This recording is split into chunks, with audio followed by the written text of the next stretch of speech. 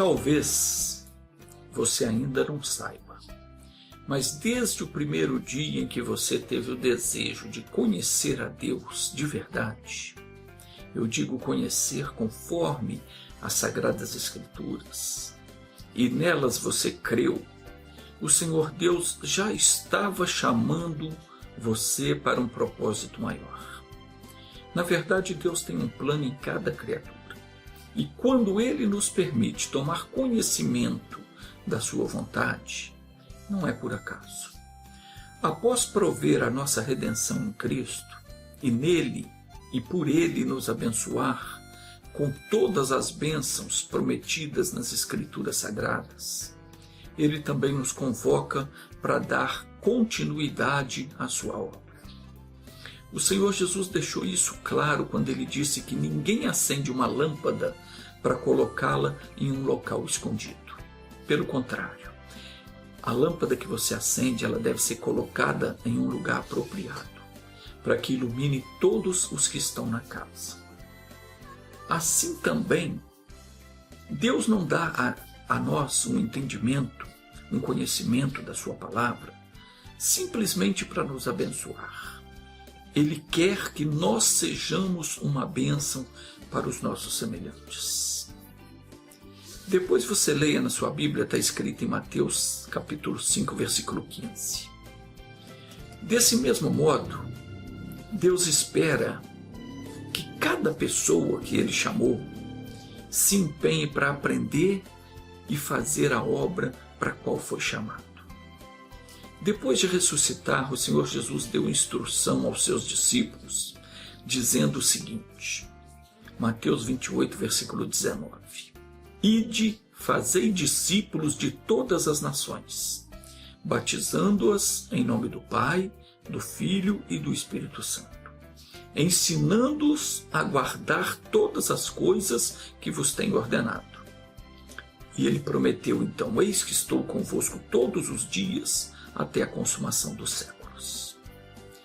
A pessoa que ouve a palavra de Deus e sente no coração o desejo de seguir a Deus, essa pessoa está sendo chamada por Ele.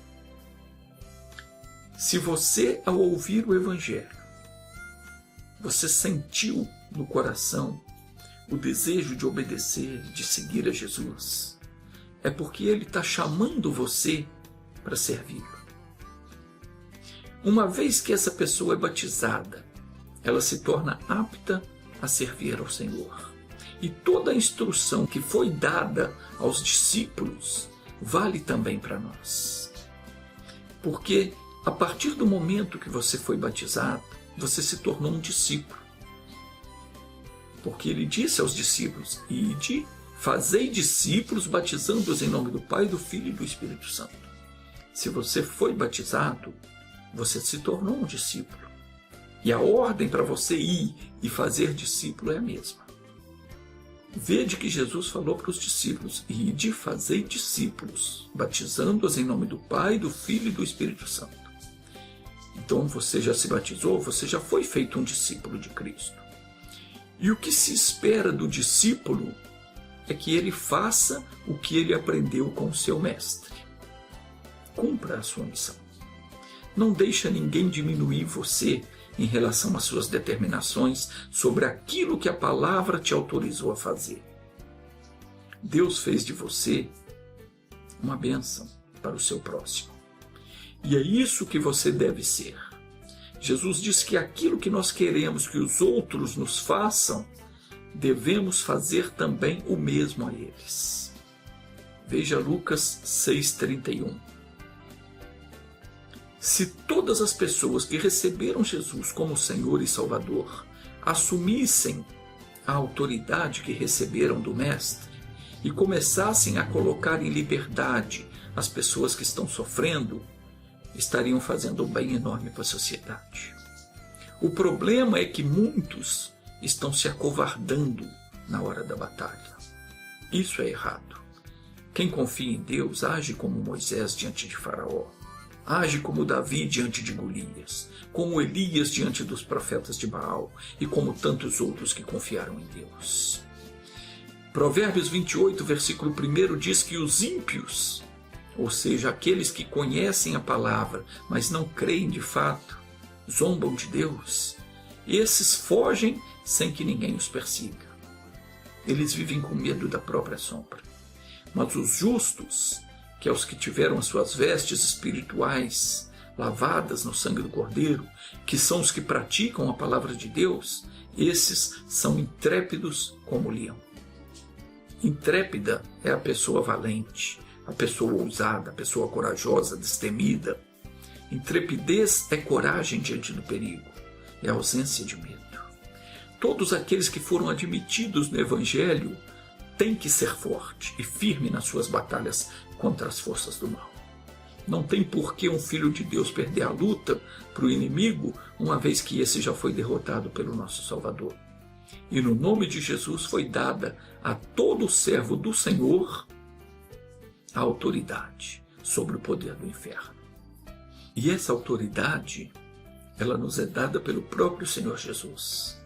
Está escrito em Marcos 16, versículo 17, estes sinais acompanharão aos que crerem.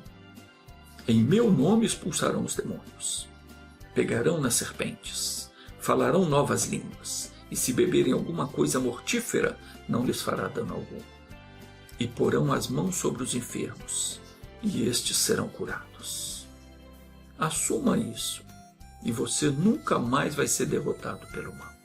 Afinal, você é a justiça de Deus em Cristo. E onde é que está escrito isso? Romanos capítulo 3, versículo 21. Mas agora, sem lei, se manifestou a justiça de Deus, testemunhada pela lei e pelos profetas, justiça de Deus mediante a fé em Cristo Jesus, para todos e sobre todos os que creem, porque não há distinção. Porque todos pecaram e carecem da glória de Deus, sendo justificados gratuitamente por sua graça, mediante a redenção que há em Cristo Jesus. 2 Coríntios capítulo 5, versículo 21 diz, aquele que não conheceu o pecado, Deus o fez pecado por nós, para que nele nós fôssemos feitos justiça de Deus.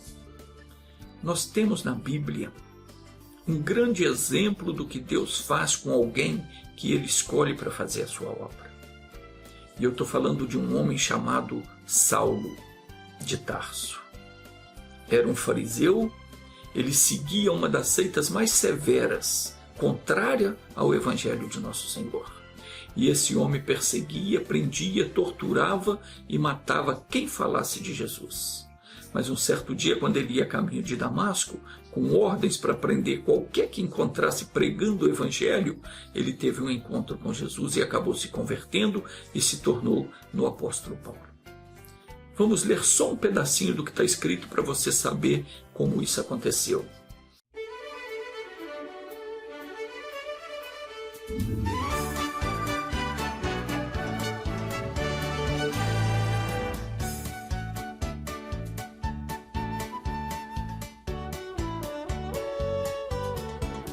Está escrito em Atos capítulo 26, Paulo se defendendo diante do rei Agripa. Versículo 9 começa dizendo assim, na verdade, a mim me parecia que muitas coisas devia eu praticar contra o nome de Jesus o Nazareno. E assim procedi em Jerusalém, havendo eu recebido autorização dos principais sacerdotes, encerrei muitos dos santos nas prisões, e contra estes eu dava o meu voto, quando os matava. Muitas vezes os castiguei por todas as sinagogas, obrigando-os até a blasfemar. E demasiadamente enfurecido contra eles, até por cidades estranhas eu os perseguia. E com estes intuitos, eu parti para Damasco, levando autorização dos principais sacerdotes. E por eles comissionado, eu fui a Damasco. E ao meio-dia, indo eu a caminho afora, vi uma luz do céu, mais resplandecente que o sol, que brilhou ao redor de mim e dos que iam comigo. E caindo todos nós por terra, ouvi uma voz que me falava em língua hebraica, Saulo, Saulo, por que me persegues? Dura coisa é recalcitrares contra os aguilhões. Recalcitrar significa resistir, revoltar, desobedecer. Em outras palavras, estava lhe sendo dito: dura coisa para você é ir contra a sua religião. Ou duro para você é aceitar que a sua religião está errada. Mas o que é que te mandaram fazer está errado. Mas é duro para você aceitar isso. E então perguntei, continuando a leitura, então perguntei: quem és tu, Senhor? Ao que o Senhor respondeu: eu sou Jesus a quem tu persegues. Mas levanta-te, firma-te sobre os teus pés, porque por isso eu te apareci, para te constituir ministro e testemunha, tanto das coisas em que viste, como daquelas pelas quais te aparecerei ainda, livrando-te do povo, dos gentios para os quais te envio, para lhes abrires os olhos e os converteres das trevas para a luz, e da potestade de Satanás para Deus, a fim de que recebam eles a remissão de pecados, herança entre os que são santificados pela fé em mim. Então a unção que nós recebemos de Deus, ao sermos batizados no Espírito Santo, ela não veio de homem nenhum, mas veio de Deus. E é Ele que nos unge para que nós possamos agir em seu nome. E no nome de Jesus nós temos autoridade para fazer as mesmas coisas que Ele fazia, quando agia em nome do seu Pai. Se você tem o batismo, não há por que então você se sentir inabilitado, incapaz de realizar a obra de Deus. Deus espera que você a faça. O apóstolo Paulo, ele afirmou dizendo, 2 Coríntios capítulo 1, versículo 21, o que nos confirma convosco em Cristo e o que nos ungiu é Deus. Se ele podia dizer isso, nós também podemos, porque foi Cristo quem nos trouxe a Deus. Jesus disse, João 15,16, não foste vós que me escolhestes a mim. Pelo contrário, eu vos escolhi a vós outros, e vos designei para que vades e deis fruto, e o vosso fruto permaneça. Então veja bem, não foi você que escolheu seguir a Deus. Jesus te levou a Deus. Ele te escolheu com um propósito, para que você vá também e faça discípulos, para que você faça a obra dele. Do mesmo jeito como ele escolheu Saulo, que antes o perseguia, ele fez de Saulo daquele homem herege, daquele homem estúpido, que era para ele quase que impossível reconhecer que a religião dele estava ensinando a ele coisas erradas. Tanto que Jesus disse a ele, dura coisa para você é recalcitrar, quer dizer, lutar, se rebelar contra os aguilhões. Então Deus transformou Saulo num homem que seria mais tarde o apóstolo Paulo, o qual iria testemunhar dele para os gentios e levar a palavra que iria converter aquele povo do poder de Satanás para o reino de Deus, trazer para a luz de Deus. O mesmo Deus espera de nós. Por isso Jesus disse, não foste vós que me escolhestes. Isso ele está dizendo para mim e para você. Não fomos nós que escolhemos seguir a Deus. Jesus nos escolheu. Aprove a Ele um dia se revelar a nós pela sua palavra e preparar para que nós pudéssemos também servir a Ele da mesma maneira. E Ele disse, não foste vós que me escolhestes a mim. Pelo contrário, eu vos escolhi a vós outros e vos designei para que vades e deis fruto e o vosso fruto permaneça.